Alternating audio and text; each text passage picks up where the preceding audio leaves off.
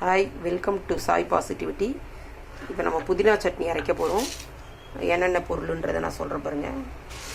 First கடாயில் எண்ணெயை ஊற்றிட்டோம். எண்ணெய் காஞ்சிருச்சு. உளுந்து,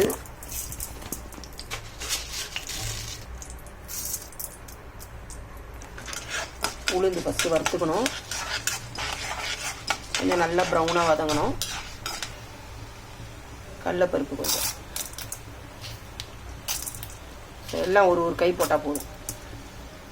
ஒரு 2 டீஸ்பூன் போடுங்களேன். இது இந்த இது இருந்தால் போதும். இதுக்கப்புறம்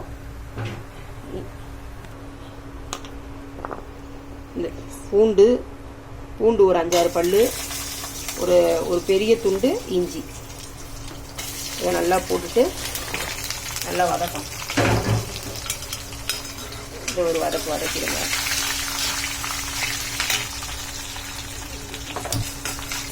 இதுலேயே பச்சை மிளகா, ஒரு 4 பச்சை மிளகா போட்டிருக்கேன். 4-5 பெரிய பச்சை மிளகாவாக இருந்தால் 4 போட்டுக்கோங்க. காரத்துக்கு ஏற்ற மாதிரி போட்டுக்கோங்க. வெங்காயம் ஒரு 4 வெங்காயம், ஒரு 2 தக்காளி போட்டு நல்லா வதக்கிடுங்க. இது வதங்கினதுக்கப்புறமா புதினா போட்டுக்கணும். இது நல்லா கொஞ்சம் வதங்கிட்டோம். அதுக்கப்புறம் நம்ம புதினா போட்டுக்கணும்.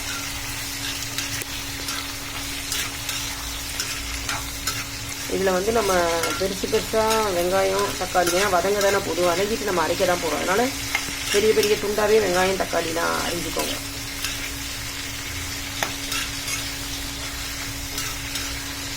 கொஞ்ச நேரம் இந்த காட் ஸ்மெல் மாதிரி இருக்கா, அது மட்டும் போனால் போதும். இந்த அளவுக்கு வதங்கினா போதும். இதோட கழுவி வச்சுருக்கேன் ஒரு கட்டு ஃபுல்லாக, ஒரு பெரிய கட்டு. அதை அப்படியே எடுத்து இதில் போட்டுருவோம். புதினாவை போட்டாச்சு. ஒரு கட்டு புதினா. வெங்காயம் தக்காளிலாம் நம்ம இஷ்டம்தான். கொஞ்சோண்டு வெங்காயம் தக்காளி போட்டிங்கன்னா இது நல்லா க்ரீனாக இருக்கும். இல்லை கொஞ்சம் டல் கலராக வரும். அவ்வளோதான். எவ்வளோ நம்ம ஒரு கட்டு புதினா போட்டோம் பாருங்கள், எவ்வளோண்டு வந்துருக்கு.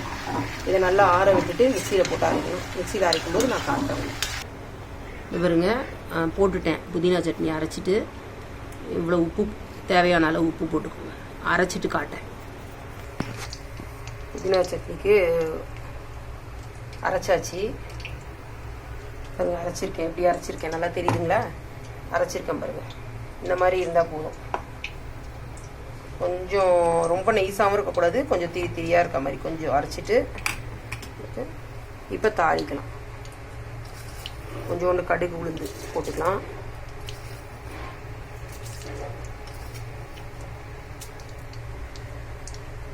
நல்லா வெடிச்சதுக்கப்புறம்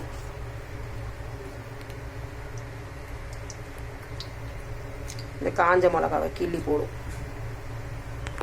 இந்த காஞ்ச மிளகாவை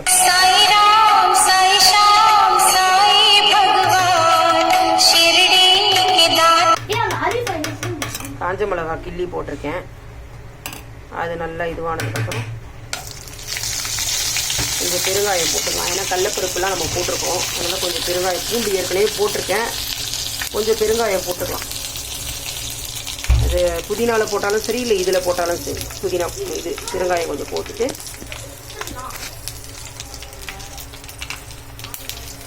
நல்லா கலக்கிட்டு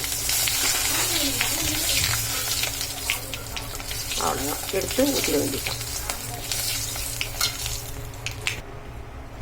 வதக்கி கொட்டியாச்சு இதில்.